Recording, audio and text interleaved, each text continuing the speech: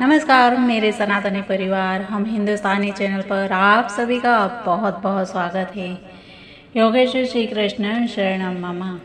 मित्रों, ये समय यही है कि हमें श्री योगेश्वर चक्रधारी योगेश्वर श्री कृष्ण की जरूरत है। हमें अभी बांसुरी बजाने वाले श्री कृष्ण की उपासना की जगह पर सुदर्शन वाले श्री कृष्ण की उपासना करने का समय आ गया है, क्योंकि भगवान ने कहा था कि जब जब धर्म की हानि होगी तब भगवान जन्म लेंगे। तो हमें इसके लिए तैयार रहने की बहुत ही जरूरत है। भगवान श्री कृष्ण का जीवन आश्चर्यजनक विविधताओं को समेटे हुए है। भारतीय मान्यता के अनुसार वे भगवान के अवतार है, 16 कलाओं से परिपूर्ण है, महान योगी है, अद्भुत योद्धा है, विनम्रता की पराकाष्ठा उनके आचरण में फूट फूट कर भरी हुई है। भूमंडल पर श्रेष्ठ योद्धा होते हुए भी वे आध्यात्मिक भावों से ओतप्रोत है। श्री कृष्ण जी के विषय में कहा जाता है कि जब वे अर्जुन का रथ सारथी बनकर चला रहे थे, संध्या समय के होते ही घोड़ों को रोककर आसन लगाकर प्रभु की उपासना में लीन हो जाते। इस प्रकार का आचरण साधारण व्यक्ति का नहीं हो सकता। जहाँ भूमि वीरों के रक्त से लाल हो रही हो, घोड़ों की हिनहिनाहट और तलवारों की खनखनाहट से सारा युद्ध मैदान गूंज रहा है, वहाँ जो अपने मन को समाहित करके ऐसी आध्यात्मिकता दुर्लभ है। भगवान श्री कृष्ण का जीवन उच्च मानवीय गुणों से परिपूर्ण है। उन्होंने युद्ध के मैदान में जो गीता का उपदेश दिया, उसमें भी आध्यात्मिकता और दार्शनिकता ओतप्रोत है। भारतीय दर्शनों का सार सांख्य योग, वेदांत, मीमांसा सभी दर्शनों के सूत्र गीता में विद्यमान है। यही कारण है कि भारत में सभी भाषाओं में गीता का अनुवाद हुआ है। जीवन का ऐसा कोई पक्ष नहीं जो गीता में दिखाई न देता हो। गीता भारतीय साहित्य की अमूल्य निधि है। इस ग्रंथ रत्न की कीर्ति न केवल भारतवर्ष को अपितु समस्त विश्व को आलोकित किया है। ऐसे रचयिता भगवान श्री कृष्ण का जितना भी हम बात करें, प्रशंसा करें, उतनी कम है। न जाने कितने विचारकों ने इन पे भाष्य लिखे हैं, कितनों ने इनकी प्रशंसा की है। श्री कृष्ण का जीवन की लीलाओं का एक अद्भुत आनंद है उनकी कथाओं का श्रवण करने का। तो मित्रों, ऐसे ही हम आज अपनी यात्रा में आगे बढ़ते हैं और हम जानते हैं कि कंस की कूटनीतियों कामयाब होती है या नहीं। तो इसके लिए मित्रों, आपको वीडियो अंत तक जरूर देखना होगा। और आप इस चैनल यानी कि हम हिंदुस्तानी चैनल पर नए हैं तो चैनल को सब्सक्राइब कर दीजिए, बाजू वाले बेल आइकन को भी प्रेस कर दीजिए और वीडियो पसंद आता है तो लाइक और शेयर भी कर दीजिएगा। मित्रों, आइए जानते हैं आगे।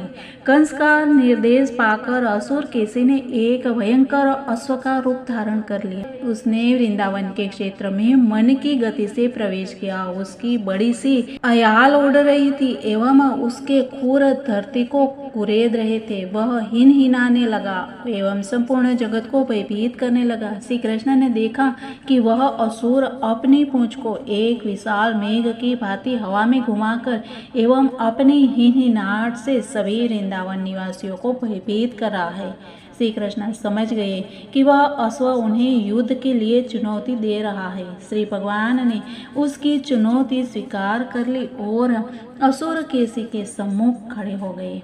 जब उन्होंने उसे युद्ध के लिए ललकारा तो वह अश्व सिंह गर्जना के समान भयंकर शब्द करता हुआ श्री कृष्ण की ओर अग्रसर हुआ। केसी श्री भगवान की ओर वेग से दौड़ा।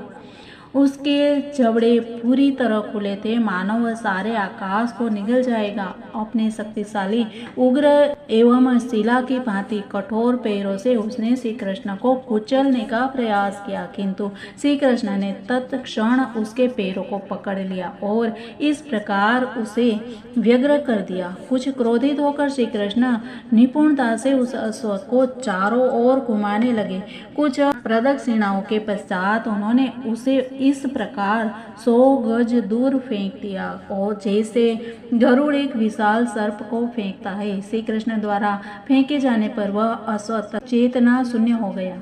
किंतु कुछ काल पश्चात उसकी चेतना लौटी और अत्यंत क्रोध एवं उग्रता से वह फिर श्री कृष्ण की ओर दौड़ा।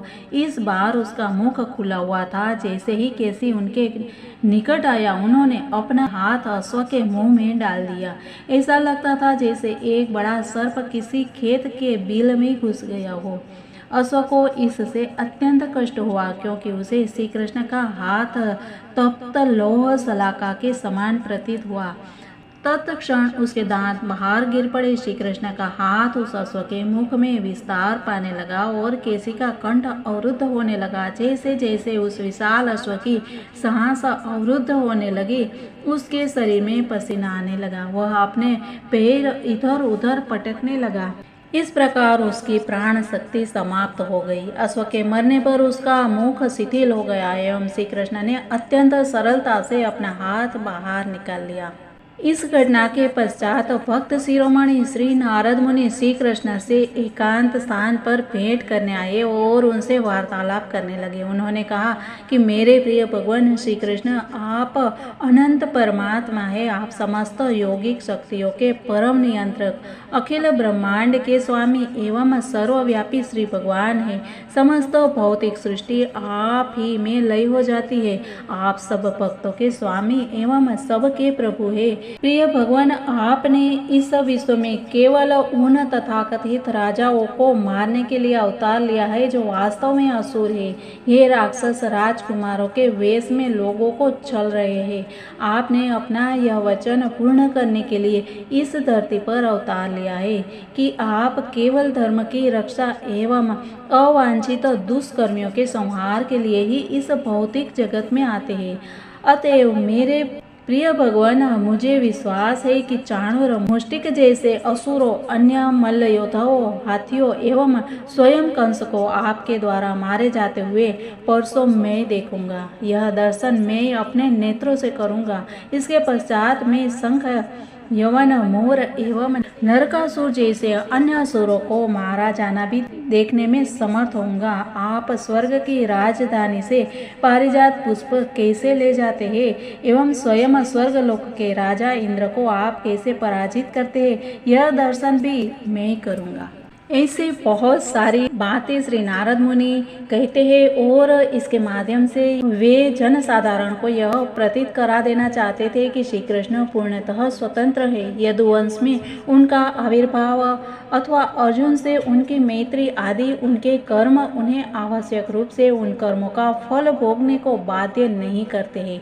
वे सब उनकी क्रीड़ाएं हैं और यह सब उनके लिए खेल है, किंतु हमारे लिए वे वास्तविक एवं प्रामाणिक तथ्य है। असुर केसी का उद्धार करने के पश्चात श्री कृष्ण अपने सखाओं के साथ वन में इस प्रकार चले गए जैसे कोई नूतन घटना ही घटी न हो। श्री कृष्ण अपने सखाओं, ग्वाल बाल एवं गोपियों के साथ शाश्वत रूप से दिव्य गतिविधियों में रत रहते हैं, परंतु कभी कभी विभिन्न प्रकार के असुरों के वध के द्वारा श्री भगवान की असाधारण शक्ति का प्रदर्शन करते हैं। भगवान अपने भक्तों के साथ जब भी क्रीड़ाएं करते हैं तो बहुत ही सहजता के साथ करते हैं, लेकिन अपने शत्रुओं के साथ वह काल बन के आते हैं। ऐसे ही कुछ हुआ और भगवान जब भी अपने मित्रों और सखाओं के साथ बाल लीला का आनंद ले रहे थे, तभी आकाश में उड़ने वाला व्योमासुर नामक एक असुर वहां आया। वह एक दूसरा महान दैत्य मय का पुत्र था। ऐसे असुर अद्भुत जादू कर सकते हैं। व्योमासुर ने चोर का अभिनय करने वाले एक बालक का रूप धारण कर लिया एवं भेड़ बने हुए अनेक बालकों को उठा ले गया। एक के पश्चात एक वह लगभग सभी बालकों को उठा ले गया और उन्हें पर्वत की कंदराओं में रखकर कंदराओं का मुख शिलाओं से बंद कर दिया। श्री कृष्ण उस असुर के छल को समझ गए, अतएव उन्होंने उससे उसी प्रकार धर लिया जैसे कोई सिंह भेड़ को दबोच लेता है। असुर ने अपने को पर्वत की भांति विस्तृत करके बंधन से बचने का प्रयास किया, किंतु श्री कृष्ण ने उसे अपने बंधन से निकलने ही नहीं दिया। श्री कृष्ण ने उसे तत्काल अत्यंत उग्रता से धरती पर पटक दिया, जिससे उसके प्राण पखेरु उसी प्रकार उड़ गए जैसे वधशाला में किसी पशु का प्राणांत हो जाता है। व्योमासुर को मारने के पश्चात श्री कृष्ण ने अपने सभी सखाओं को गिरिकंदराओं में से मुक्त किया। तत्पश्चात उनके सखाओं एवं देवताओं ने इन आश्चर्यजनक कर्मों के लिए उनकी स्तुति की। इसीलिए भगवान की स्तुतियाँ बहुत है, क्योंकि भगवान के पराक्रम भी इतने हैं और स्तुतियाँ भी इतनी हैं। मित्रों, ऐसी सुंदर बातों और कथाओं के साथ हम भगवान के गुणगान गाते रहे और मिलते हैं कल। तब तक के लिए सबको जय हिंद, वंदे मातरम। भारत माता की जय।